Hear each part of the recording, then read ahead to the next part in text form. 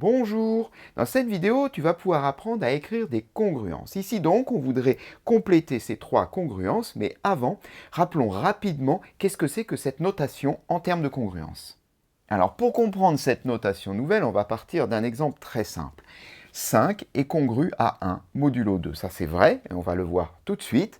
Et pour cela, il faudrait revenir à la notion de divisibilité, car c'est comme ça qu'est définie au départ cette notation en termes de congruence, qui nous dit que A congru à B modulo n, ça signifie que A moins B est divisible par n. Donc A vaut 5, ici B vaut 1. Donc ça voudrait dire que A moins B, soit 5 moins 1, c'est-à-dire 4, est divisible par 2. Et on le voit bien, effectivement, 5 moins 1, 4 est divisible par 2. Et cette notion de divisibilité, on peut l'écrire sous une autre forme, qui est de dire que 5 moins 1, donc notre A moins B, peut s'écrire sous la forme K fois N, avec K entier relatif. Alors ça donnerait quoi ici? Ça donnerait que notre 5 moins 1, c'est-à-dire notre 4, peut s'écrire sous la forme k fois n, alors n dans le cas présent vaut 2, c'est-à-dire peut s'écrire sous la forme 2k avec k appartenant à z. Et ça, on voit bien que c'est encore vrai, 4 peut effectivement s'écrire 2 fois k, normal, puisque 4 est divisible par 2. Et alors, ça signifie du coup que cette écriture-là, elle n'est pas unique. Je pourrais écrire que 5 est congru à 3 modulo 2. Pourquoi? Parce que là, j'ai rajouté un multiple de 2. Ça donnerait quoi? Bien, je remplace ici 1 par 3. Donc ici également, ce qui me donne 5 moins 3, 2. 2 est bien divisible par 2. On fait de même ici. 5 moins 3, 2, est bien égal à 2 fois k. Ici, on aurait k égale à 1, ça marche bien. Et on peut prendre ici n'importe quel multiple de 2 qu'on rajoute ou qu'on enlève à 3 ou à 1, puisqu'on avait 1 au départ, et on gardera une égalité qui est vraie. Donc à partir de là, on peut en inventer tout plein des égalités comme ça. Bien, je pourrais également écrire que 5 est congru, alors je vais rajouter 6, à 9 modulo 2. On voit bien ici, 5 moins 9, ça fait moins 4. Moins 4 serait bien divisible par 2. On peut descendre également. Donc on peut dire que 5 est congru à moins 1 modulo 2. Là, cette fois-ci, j'étais à 9. J'ai donc enlevé 10. Je sais pas si j'ai fait 9 moins 10 pour arriver à moins 1. C'est-à-dire, j'ai enlevé 5 fois le 2. Et donc, j'arrive également à quelque chose qui est vrai, on peut le vérifier. Ici, A moins B, c'est-à-dire 5 moins 1, donc 5 plus 1, qui donne 6, est également divisible par 2. Donc, c'est assez facile finalement de modifier ces écritures, ici. Il suffit de jouer, là, sur le modulo, et d'en rajouter ou d'en enlever autant qu'on veut. On garde toujours une égalité vraie. Je montre juste rapidement un autre exemple pour m'assurer que tu as bien compris. Alors j'écris que 17 est congru à 7 modulo 10. On va vérifier quand même que c'est bon déjà. 17 moins 7, ça fait 10. 10 est bien divisible par 10. Donc effectivement, ça marche à ce niveau-là. Eh bien, si on veut, on peut rajouter plusieurs fois le facteur 10. Par exemple, là, si je rajoute 20, ça me fait 17 congru à 27 modulo 10. Ça, à coup sûr, c'est juste, ça marche, c'est certain. Vérifions. 17 moins 27, ça fait moins 10. Moins 10 est bien divisible par 10. On peut aller même encore plus fort. 17 congru à, on va en rajouter 100 des facteurs 10.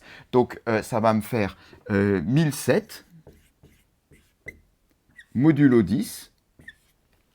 Est-ce que 17 est congru à 1007 modulo 10? 17 moins 1007, ça fait 990, qui est bien divisible par 10. Ça marche parfaitement, etc. On peut faire exactement la même chose dans l'autre sens. Allez, juste pour terminer, on va descendre, on va enlever un facteur 10, ce qui fait que 17 serait congru également à, je fais 7 moins 10, donc moins 3, modulo 10, et tu vérifies très rapidement que 17 moins 3, ça fait 20, et 20 est bien divisible par 10, ça marche.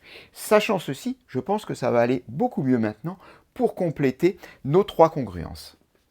Alors, tu as compris du coup, par rapport à ce qu'on vient de dire, que les réponses ici sont multiples. Là, j'ai beaucoup de solutions différentes. Si d'ailleurs on n'a pas envie de se prendre la tête, il y en aurait une très simple, mais qui n'est vraiment pas satisfaisante, mais c'est de dire que 13 est congru à 13 modulo 5. Bon, ça peut être un point de départ, mais en tous les cas, on ne va pas garder ça. Alors, il y a une solution qu'on préfère. C'est celle-ci. À la place des petits points, je vais mettre un petit r. Alors, tu vois peut-être venir le truc, R comme reste, on va chercher un entier ici, petit r, tel que R est compris entre 0 et 5. 5 exclu, 0 inclus. Ça fait penser ceci à la division euclidienne. Et c'est ceci la réponse qu'on va préférer parce que en s'assurant d'avoir ici un R compris entre 0 et 5, on s'assure d'avoir une écriture unique qui est plus facile pour en parler. Alors pourquoi ce choix et quel est le rapport ici avec la division euclidienne? On peut faire un petit rappel sur la division euclidienne.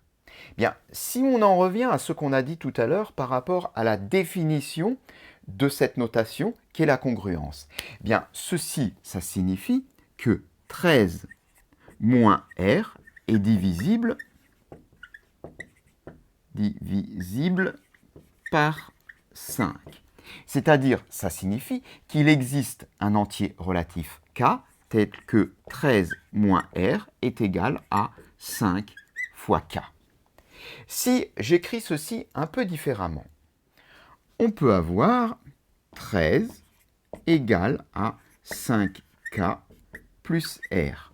Et quand on voit ceci, ça nous fait penser à l'égalité qu'on a dans la division euclidienne, avec dividende égale le diviseur multiplié par le quotient plus R. Donc en fin de compte, cette écriture peut être totalement associée à la division euclidienne. Mais dans ce cas-là, on a un R qui sera compris entre 0 et 5. Bien sûr, R est un entier naturel et R doit être plus petit que le diviseur, forcément. Donc c'est pour cette raison que ici, on est intéressé par une écriture en termes de congruence avec un R compris entre 0 et 5.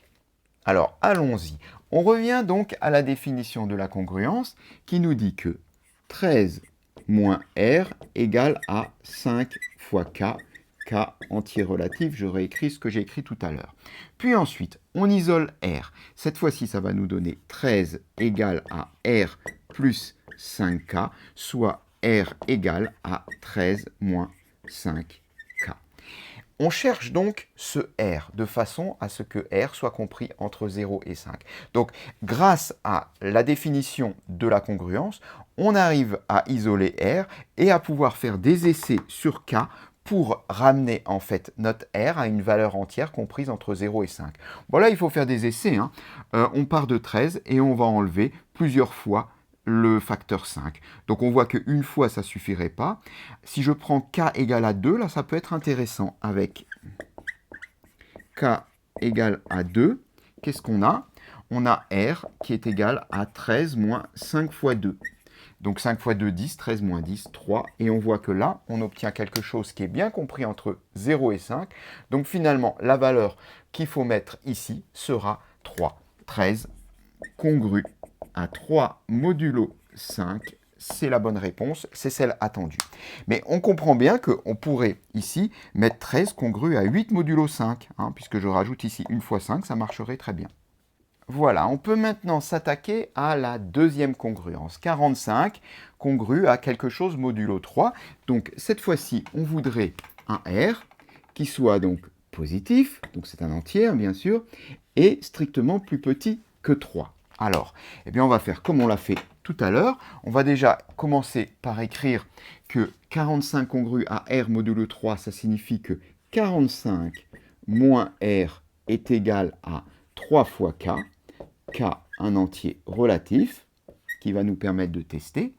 On va isoler R comme on l'a fait tout à l'heure. Ça nous fait donc 45 égale à R plus 3K, ou 3K plus R.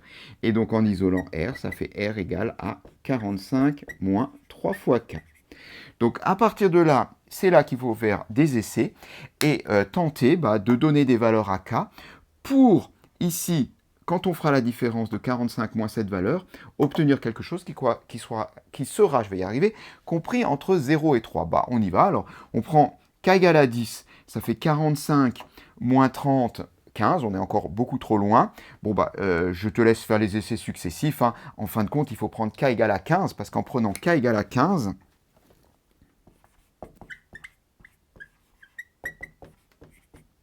on obtient que R égale à 45 moins 3 fois 15, moins 3 fois 15. 3 fois 15, ça fait justement 45, et donc on trouve 0.